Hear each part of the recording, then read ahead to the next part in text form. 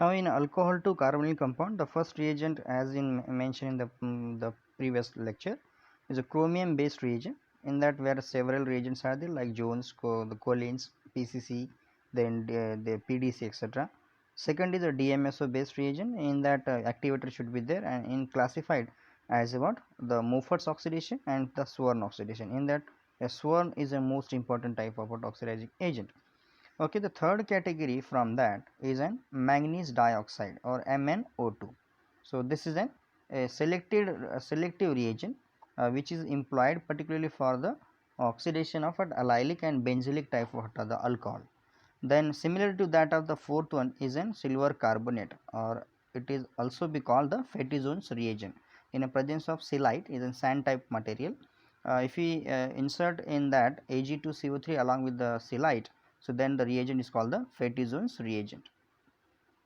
Fifth oxidizing agent, particularly in the same category, that is an open or oxidation. Open or oxidation. Open or oxidation is an reverse to that of what the Merwin-Pandolf-Verley reduction type of the process, in which ketone get converts to what alcohol in presence of aluminum isopropoxide. The sixth category of this reagent in that is an IBX, hydroxybenzoic acid, in the presence of a DMP, Des-Martin perruthenate. Then 7 is an already the PCC and PDC are mentioned. 7 is a TPAP. Okay, TPAP. Then your 10 number is a tempo.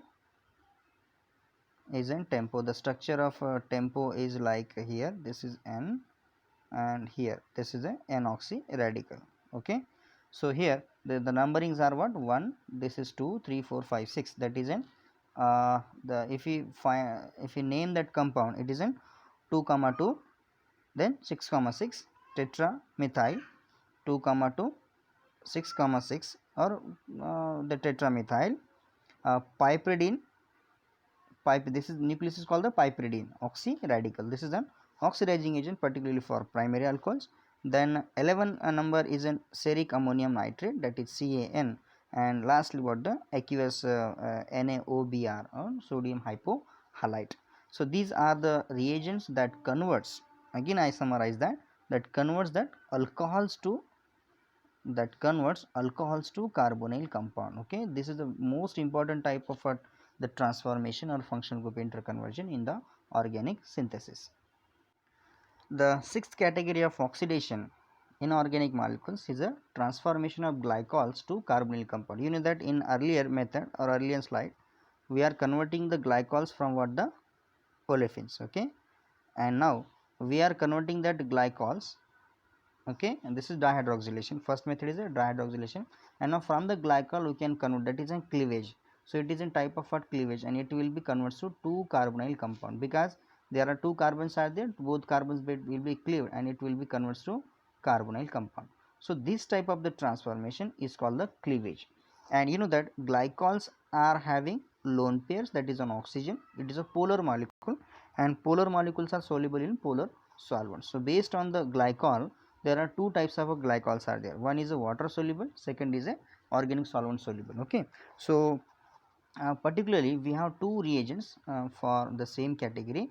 If you have what the water soluble glycols, if you have what the water soluble glycol, then the reagents which are used is a HiO4. Okay, so this is a reagent, that is an hydrogen periodate.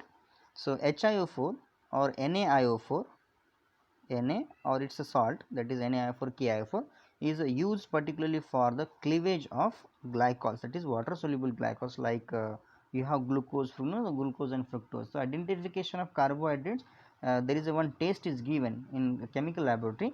So that is a test how to identify the number of carbons. You can identify the glucose and fructose with the help of this HiO4 and NaIO4 test. So for water soluble glycols we are using what the HiO4 and NaIO4 for the cleavage. For water insoluble type of what these glycols. Okay, somewhere the glycols are there, they cannot be soluble in water. So then we are have the lead tetraacetate, PB, lead tetraacetate, that is PbOAC 4 times.